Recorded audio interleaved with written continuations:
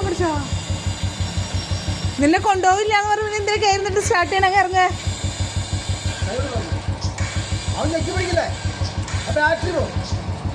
ഇനി എങ്ങനെ പോണേ ഇത്രയല്ലേ അറിയുള്ളൂ ഇതിൽ കൂടുതൽ അറിയില്ല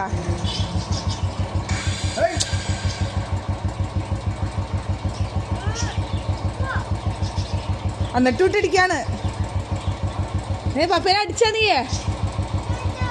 ഈ സോറെന്ന് പറഞ്ഞിട്ടൊരു കാര്യം ഇറങ്ങിക്കോ